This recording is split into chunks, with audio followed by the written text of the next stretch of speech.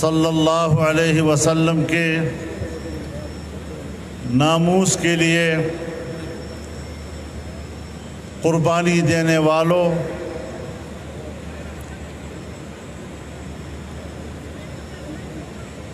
کلمہ حق کی سربلندی کے لیے خون کا نذرانہ پیش کرنے والوں، میرے بزرگوں، میرے جوانوں، میرے دوستوں اور بھائیوں، میں عالمی مجلس تحفظ ختم نبوت کا تہ دل سے شکر گزار ہوں کہ آج انہوں نے اس مقدس عنوان پر جو عظیم الشان کانفرنس منعقد کی، مجھے بھی اس قابل سمجھا کہ میں ان کے اس اجتماع میں شریک ہو جاؤں اور جناب رسول اللہ صلی اللہ علیہ وسلم کی شفاعت کا حقدار بن جاؤں۔ میرے محترم دوستو،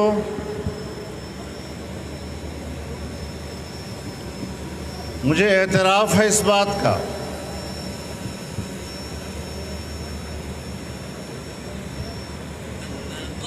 کہ عقیدہ ختم نبوت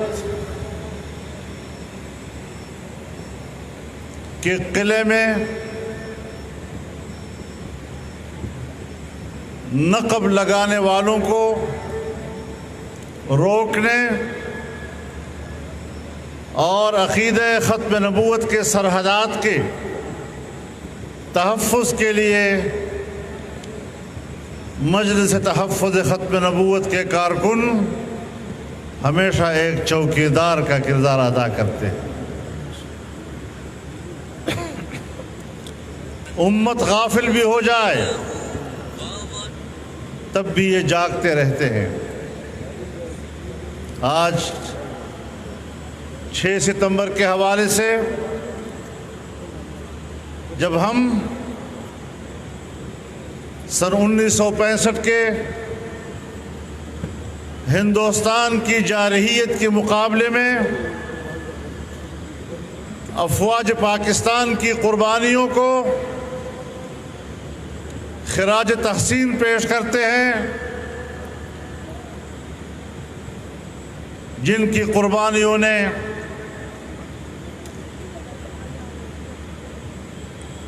جن کے ضرب مومن نے ہندوستان کو دندان شکن جواب دیا تھا اور پاکستان کے جغرافیائی سرحدات کا تحفظ کیا تھا۔ آج اسی مناسبت سے میں ختم نبوت کے ان پروانوں کو بھی خراج عقیدت پیش کرتا ہوں جنہوں نے ہمیشہ پاکستان کی نظریاتی سرحدات کے لیے چوکیدار کا کردار ادا کیا ہے، سپاہی کا کردار ادا کیا ہے۔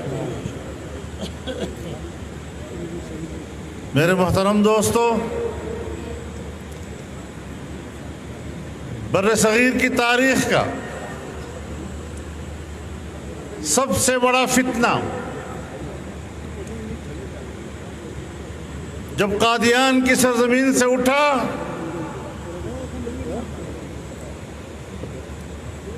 تو اس کی سرکوبی کے لیے پنجاب کے علماء میدان میں نکلے اور اس طبقے کے سرخیل حضرت سید عطا اللہ شاہ بخاری رحمۃ اللہ علیہ وہ میدان میں آئے، اس فتنے کو للکارا اور پوری قوم نے ان کی آواز پر لبیک کہا۔ پارلیمنٹ پہ جب مسئلہ حل ہوا، قادیانی ہو یا لاہوری غیر مسلم قرار دیے گئے،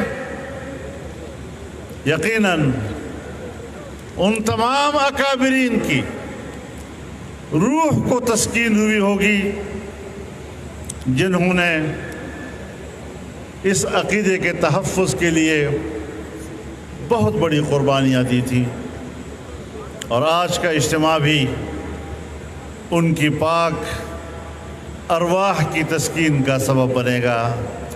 اللہ تعالی ایسا ہی فرما دے۔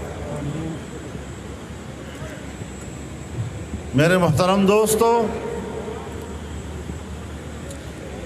مولانا اللہ وسایہ صاحب نے پچھلے حکمرانوں کا تذکرہ کیا، مختلف ادوار کا تذکرہ کیا، لیکن جس سنجیدگی کے ساتھ آج کے اس دور میں، موجودہ حکمرانوں کے دور میں ہم پر امتحان آیا، شاید اس سے بڑا امتحان اس سے پہلے نہیں آیا تھا۔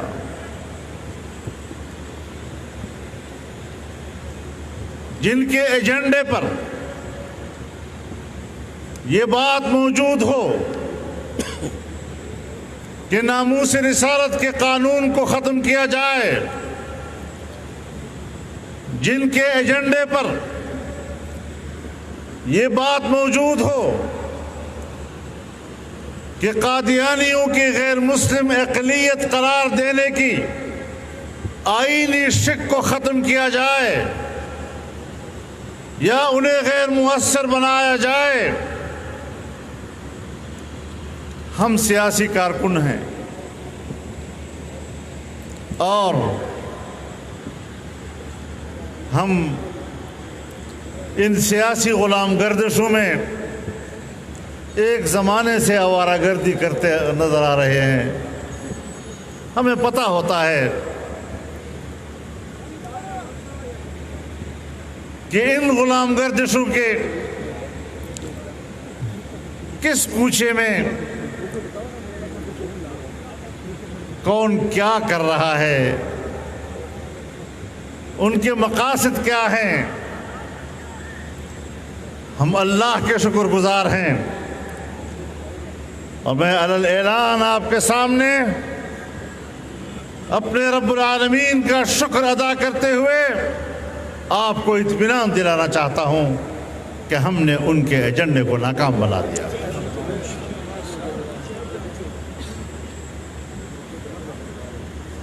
اب وہ بڑے معصومیت کے ساتھ چہرہ بنا کر کہتے ہیں ہمارا تو ایسا کوئی پروگرام نہیں تھا۔ تمہیں جتنا میں جانتا ہوں شاید کوئی نہیں جانتا۔ تمہارے اندر کے خباثتوں کو اور تمہاری ذہنی غلاظتوں کو جتنا میں سمجھتا ہوں شاید کوئی دوسرا مولوی اتنا نہیں سمجھتا۔ مجھے یہ بھی پتا ہے کہ عالمی سطح پر تمہاری پشت پت کون ہے، مجھے یہ بھی پتا ہے۔ مجھے یہ بھی معلوم ہے کہ کس لابی کی تم یہاں نمائندگی کر کے آئے، کس عالمی قوت کے دباؤ پر تمہیں دھاندلی کر کے اقتدار حوالے کیا گیا، ہمیں یہ سب معلوم تھا۔ لیکن عالمی قوتوں کے مقابلے میں ان فقیروں کی جماعت نے اپنے رب العالمین پر اعتماد کر کے عالمی آقاؤں کو بھی چیلنج کیا اور تمہیں بھی چیلنج کیا، اور تمہارے عالمی آقاؤں کے ایجنڈے کو بھی پاکستان میں کامیاب نہیں ہونے دیا۔ میں پوچھنا چاہتا ہوں کہ برطانوی پارلیمنٹ نے 42 ارکان پارلیمنٹ کی دستخطوں سے جو ایک ضخیم کتاب رپورٹ کی صورت میں شائع کی، سن 1954 سے یعنی سن 1953 کی تحریک کے بعد سے سالانہ رپورٹ آج تک تفصیل کے ساتھ شائع کی۔ اس رپورٹ میں یہ نہیں کہا گیا کہ جمعیت علماء نے کیا کیا، اس رپورٹ میں یہ نہیں کہا گیا کہ احرار اسلام نے کیا کیا، اس رپورٹ میں یہ نہیں کہا گیا کہ مجلس تحفظ ختم نبوت نے کیا کیا، اس میں یہ نہیں کہا گیا کہ کون سی مذہبی جماعت نے کیا کیا، اس میں کہا گیا کہ پاکستان کی ریاست نے قادیانیوں کے ساتھ زیادتیاں کی ہیں اور جبر کیا ہے اور ظلم کیا ہے۔ پاکستان کو بحیثیت ریاست ذمہ دار قرار دینے کی رپورٹ آئی، ہم نے بار بار کہا ریاست جواب دے، میری ریاست اور اس کی نمائندہ حکومت کیوں چپ ہے، کیوں ان کی زبان کو گنگ لگ گیا ہے؟ مسئلے کو ذرا سمجھنے کی کوشش کریں۔ ہم جلسے میں جواب دے رہے ہیں جبکہ وہ ذمہ دار ریاست کو قرار دے رہے ہیں، اور ریاست کیوں خاموش ہے؟ یہ خاموشی ایک مجرمانہ خاموشی ہے۔ میرے محترم دوستو، جب ہم ایسی باتیں کرتے ہیں تو ایک طبقہ پاکستان میں موجود ہے جو فوراً ہماری طرف مخاطب کر کے کہتے ہیں یہ مذہبی کارڈ استعمال کرتے ہیں۔ مذہبی کارڈ کیا ہوتا ہے؟ مذہب ایک نسب العین ہے،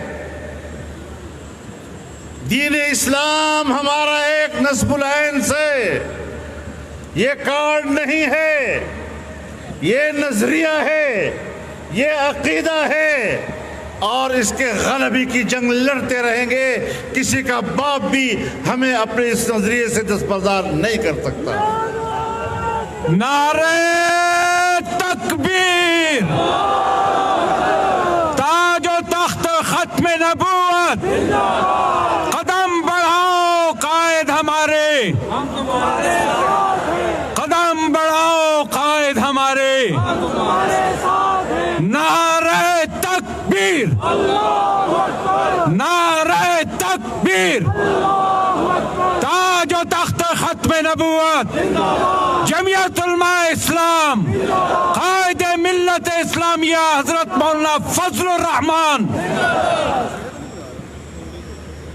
تو میرے محترم دوستو،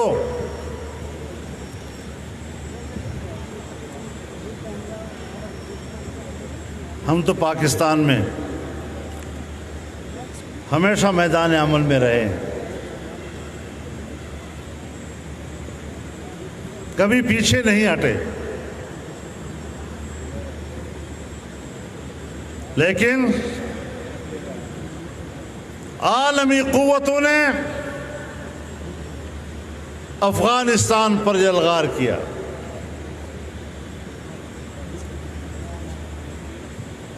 وہاں کی حکومت اور امارت اسلامیہ کا خاتمہ کیا۔ 20 سال جنگ لڑی گئی، اور 20 سال کے بعد اب عالمی قوتیں شکست کھا کر چلی گئی۔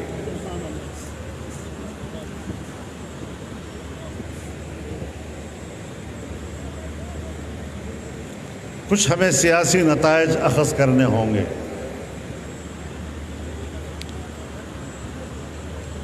برطانیہ نے افغانستان پر قبضہ کیا، وہاں شکست کھائی، شکست کھانے کے بعد وہ ہندوستان پر اپنے قبضے کو برقرار نہیں رکھ سکا۔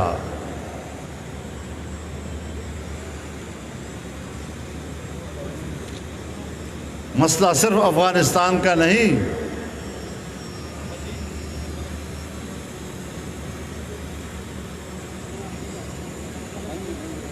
جس طاقت کے غلبے کا غرور لے کر تم ایک کمزور قوم پر چڑھائی کرتے ہو، کمزور قوم صرف اپنی استقامت دکھاتی ہے اور اپنے رب پر توکل کرتی ہے۔ सोवियत यूनियन आया, उसने अफगानिस्तान पर कब्जा किया, लेकिन शिकस्त खाई। नतीजा आपने देखा कि सोवियत यूनियन अपना वजूद बरकरार नहीं रख सका। आज हम यही पैगाम अमेरिका को भेजना चाहते हैं और अलल ऐलान कहता हूं कि अफगानिस्तान में अमेरिका शिकस्त खा जाने के बाद और शिकस्त खाकर भाग जाने के बाद उसको अब हक हासिल नहीं कि वो खुद को दुनिया की सुपर ताकत कह सके। सुपर ताकत का तमगा उसके सीने से उतर चुका है। पाकिस्तानियों, डरते क्यों हो? नहीं डर।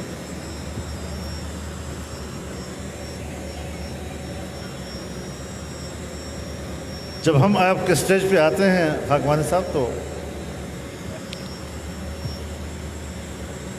तासुर ये दिया जाता है कि ख़त्म नबूवत एक गैर सियासी मसला है, खालिसतन अकीदे का मसला है। और फिर साथ साथ आप कहते हैं कि पार्लियामेंट में हमने कादियानियों को गैर मुस्लिम अक़लियत करार दिलवाया। तो फिर सियासत से जुड़ा हुआ मसला है ना। और मैं तो सिर्फ पाकिस्तान के पार्लियामेंट की मिसाल नहीं दूंगा। जनाब रसूलुल्लाह सल्लल्लाहु अलैहि वसल्लम ने ख़त्म नबूवत का तज़किरा सियासत की ज़ैल में किया है। फरमाया, कानत बनु इसराइल तसूसुहुमुल अंबिया कुल्लमा हलक नबियुन खलफहु आखर वला नबिय्य बअदी वसयकूनु बअदी खुलफा फयक्सुरून। बनी इसराइल की सियासत अंबिया किया करते थे। सियासत का माना मुल्की, मिल्ली और इज्तिमाई उमूर का इंतज़ाम और इंसराम ये अंबिया के हाथ में होता था। एक पैगंबर जाते थे, दूसरा उनकी जगह लेता था, और अब मैं आखिरी पैगंबर हूँ, यानी अब दुनिया की इंतज़ाम और इंसराम और उनका सियासी निज़ाम अब मेरे हाथ में होगा। मेरे बाद नबी नहीं आएगा, अलबत्ता मेरे नायब आएंगे, खलीफे आएंगे और बड़ी तादाद में आएंगे। तो रसूलुल्लाह सल्लल्लाहु अलैहि वसल्लम भी अपनी ख़त्म नबूवत का ज़िक्र सियासत के ज़ैल में फ़रमाएँ। हम भी पाकिस्तान में अपनी फ़तह के झंडे उठाते हैं, पार्लियामेंट के हवाले से उठाते हैं, और फिर जब इलेक्शन होता है तो पिंडी वाला एक भी मौलवी को वोट देने को तैयार नहीं है। तो फिर हमारा हक बनता है आपके ऊपर या नहीं? मैं आपसे कहना चाहता हूँ, तमाम ताजरों से कहना चाहता हूँ, सियासी क़ुव्वत बनाओ। सियासी क़ुव्वत नहीं होगी तो सारी ज़िंदगी ग़ुलाम इब्न ग़ुलाम बनकर रहोगे। आज़ादी और हुर्रियत ये मेरी तारीख़ है। आज़ादी और हुर्रियत के लिए क़ुर्बानियाँ मुझे अपने अकाबिरीन से मिली हैं। अगर मैं अपनी आज़ादी और हुर्रियत पर कंप्रोमाइज़ करता हूँ तो फिर मुझे अपने अकाबिर का नाम लेने का कोई हक नहीं पहुँचता। एक कमिटमेंट होनी चाहिए। कोई हमें शिकस्त नहीं दे सकता। जद्दोजहद हमारे ज़िम्मे है, नतीजा अल्लाह के हाथ में। लेकिन इस्तिकामत के नतीजे में अल्लाह कामयाबी ज़रूर अता करता है।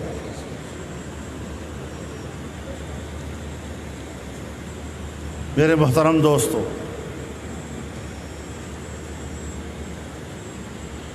और आज तो पाकिस्तान में पार्लियामेंट भी ऐसी पार्लियामेंट है کہ کسی سنجیدہ مجلس میں اس کا تذکرہ کرنے پر ہنسی آتی ہے۔ ڈمی قسم کا پارلیمنٹ اور ڈمی قسم کی حکومت، اور قوم کے لیے ایک شرمندگی۔ اور پھر خود کہتا ہے کہ امریکہ کا صدر مجھے فون نہیں کرتا، اور پھر خود کہتا ہے کہ مودی میرا فون نہیں اٹھاتا۔ یہ ہے خارجہ پالیسی، یہ ہے دنیا کی نظروں میں پاکستان کی اہمیت۔ اور آج جب افغانستان کی صورتحال بدلی تو ظاہر ہے کہ پاکستان اس خطے کا اہم ترین سٹیک ہولڈر ہے، لیکن سلامتی کونسل کا فوری اجلاس جو افغانستان کے حوالے سے بلایا گیا، پاکستان کے مندوب کو اس میں بیٹھنے کی اجازت نہیں دی گئی۔ یہ ہماری خارجہ پالیسی ہے۔ ہم نے اقوام متحدہ کی انسانی حقوق کمیشن میں ایک قرارداد پیش کی، اور قوم کو کیا کہا؟ قوم سے کہا گیا ہمارے پاس 57 ممالک کا ووٹ ہے، 57 ممبر ہمارے ساتھ ہیں۔ بعد میں پتہ چلا کہ اس فورم کے، انسانی حقوق کے اس کمیشن کے کل اراکین ہی 47 ہیں، 57 ہیں ہی نہیں۔ یہ ان کی صلاحیتیں ہیں، اور ان صلاحیتوں کی بنیاد پر وہ قوم کو آگاہ کرتے رہتے ہیں۔ اور پھر پتہ چلا کہ 47 ممالک میں اور اس فورم پر صرف 16 ممبران کے دستخط چاہیے، تب جا کر قرارداد پیش کی جا سکتی ہے۔ ہمیں قرارداد پیش کرنے کے لیے 16 اراکین بھی نہیں ملے۔ کہاں کھڑے ہیں آپ لوگ؟ ہم نے اپنے گرد و پیش کو ناراض کیا ہے۔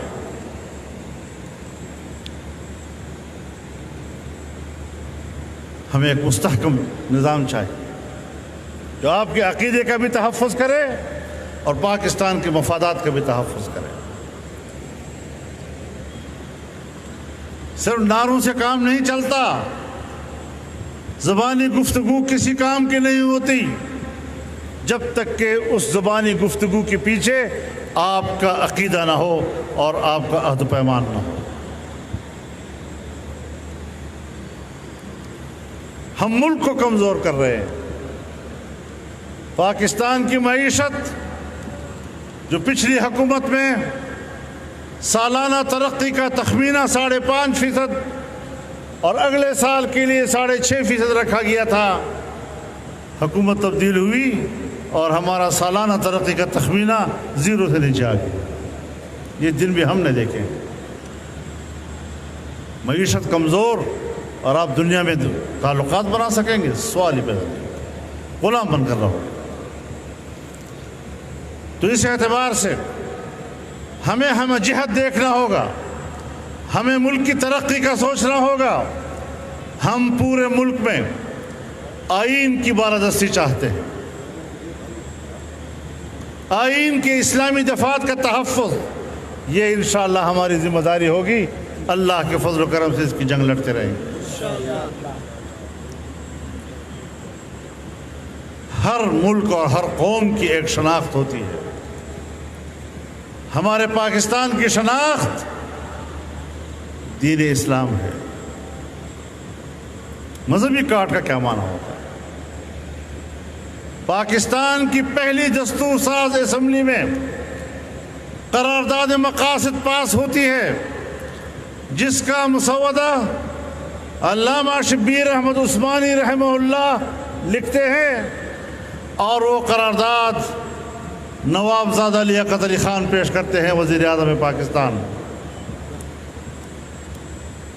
جس میں اللہ کی حاکمیت کا عہد و پیمان کیا جاتا ہے۔ اسلامی تعلیمات کے مطابق انفرادی اور اجتماعی زندگی کی بات ہوتی ہے۔ قوم کے نمائندے اللہ کی نیابت کا مقام اس میں دیا گیا ہے، لیکن مستقل آئین ہمیں ملا سن 1973 میں۔ سن 1973 میں اسلامی نظریاتی کونسل بنی، اور اس لیے بنی تاکہ ان کی سفارشات پر قانون سازی کی جائے، جہاں قرآن و سنت کے منافی کوئی قانون ہے اس کو تبدیل کر دیا جائے۔ سن 73 سے لے کر آج تک وہاں پر کوئی دوسری قانون سازی پھر نہیں ہوئی اسلامی نظریاتی کونسل کے سفارشات کے مطابق۔ اسمبلی ان لوگوں سے بھر دی جاتی ہے کہ جن کو قرآن و سنت سے دلچسپی نہیں ہوتی، اس قانون سازی سے ان کی دلچسپی ہی نہیں ہوتی، تو پھر کیسے آئے گا نظام، کیسے آئے گی تبدیلی؟ اور پھر آپ ملک کو مضبوط بنائیں گے، اقتصادی طور پر مضبوط ہوں گے، ساری دنیا آئے گی آپ سے دوستی کرنے کے لیے، ساری دنیا آپ سے دوستی کرنے کو آئے گی۔ اور اگر آپ قلاش ہوں گے تو ساری دنیا تمہیں فتح کرنے کے لیے آئے گی۔ یہ فرق ہوتا ہے۔ ہندوستان میں یہی بی جے پی کی حکومت تھی، آپ کی معیشت مضبوط تھی تو واجپئی ان کا وزیر اعظم بس میں سفر کر کے آپ کے لاہور میں اترا اور آپ سے کہا ہم تجارت کرنا چاہتے ہیں، آلو کا، ٹماٹر کا، پیاز کی تجارت کرنا چاہتے ہیں آپ۔ لیکن آج وہی بی جے پی ہے اور اس کا وزیر اعظم مودی ہے۔ آپ بتائیں کہ پاکستان کے ساتھ ان کا کیا رویہ ہے؟ کشمیر کا کیا حشر نشر ہم نے کر دیا ہے؟ آج میں آپ کے اس اجتماع کی وساطت سے مجاہدین کشمیر، حریت کانفرنس کے قائدین اور بالخصوص جناب سید علی گیلانی کی وفات پر ان کو خراج عقیدت پیش کرتا ہوں اور دعا کرتا ہوں اللہ تعالیٰ ان کو جوار رحمت میں اعلیٰ مقام عطا فرمائے۔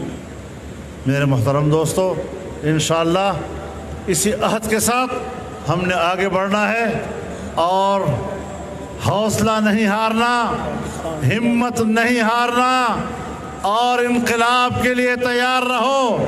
آگے بڑھنا ہے اور انشاءاللہ اس پاکستان پر اسلام کا علم لہرانا ہے۔ یہ آپ کی اور ہمارا عہد ہونا چاہیے۔ انشاءاللہ آگے بڑھیں گے۔ اللہ تعالیٰ اس کانفرنس کو قبول فرمائے، اس میں ہماری شرکت کو قبول فرمائے، اور حق والی صاحب آپ کو دل کی گہرائیوں سے مبارکباد پیش کرتا ہوں۔ السلام علیکم۔